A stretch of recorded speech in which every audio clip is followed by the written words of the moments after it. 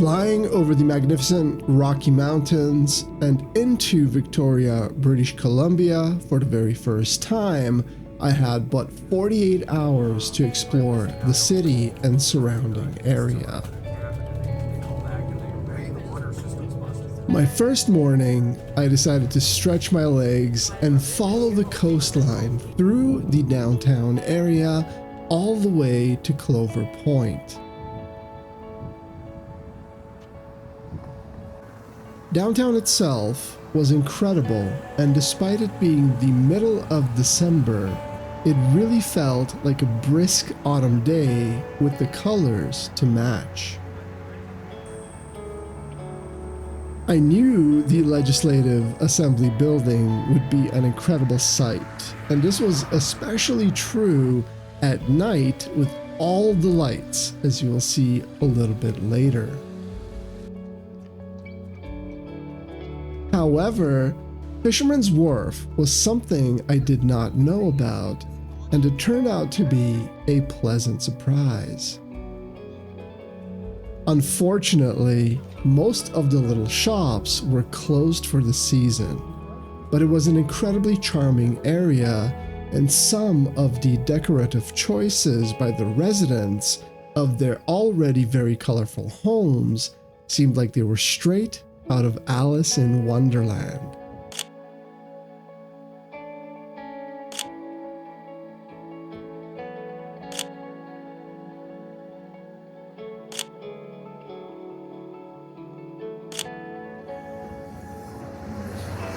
I continued following the promenade, and despite the view not changing at a drastic pace, it was a beautiful and relaxing experience nonetheless.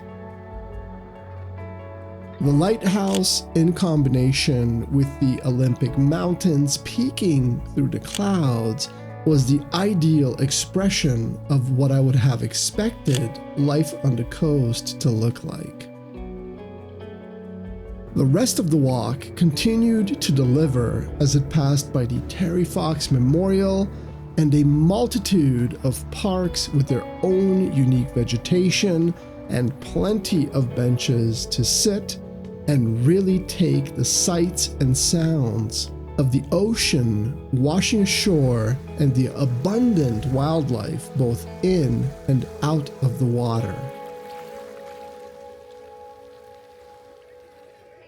With night approaching, I was getting very excited to see one of the highlights of my trip, the Butchart Gardens covered in countless lights. Words alone cannot describe the experience, but I hope the following clips will do it justice, even if just a tiny bit.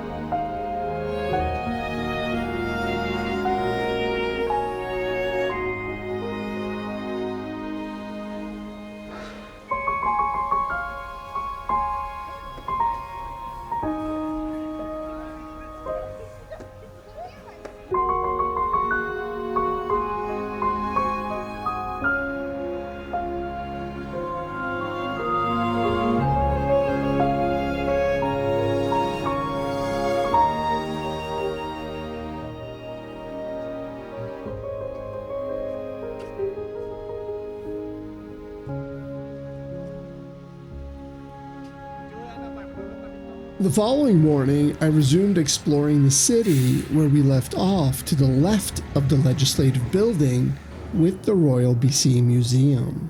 Even though the building looked quite large from the outside, the exhibits only took up 2 of the floors.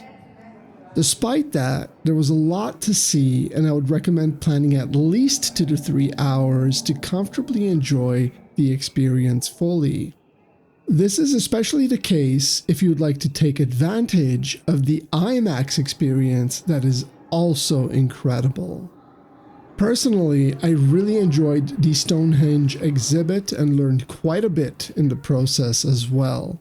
The Canadian forests and wildlife were visually stunning, and the reproduction of the buildings and the lifestyle as part of the Canadian Gold Rush period were fantastic.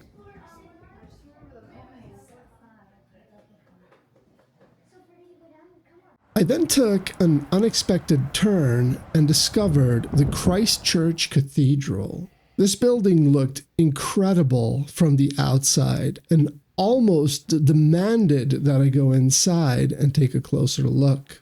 The self-guided tour was incredible, the experience was peaceful, and the stained glass, the monumental organ, and everything else was truly incredible.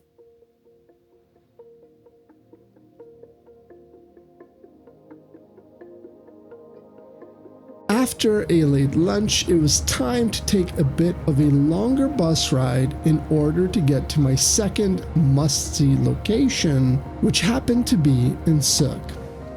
I wanted to be there especially for the sunset, as I had high hopes it would be an amazing experience. The place in question is known as Whiffin Spit, which is a long strip of land situated between Sooke Harbor and the Juan de Fuca Strait, and it made for an incredible place to take a relaxing walk.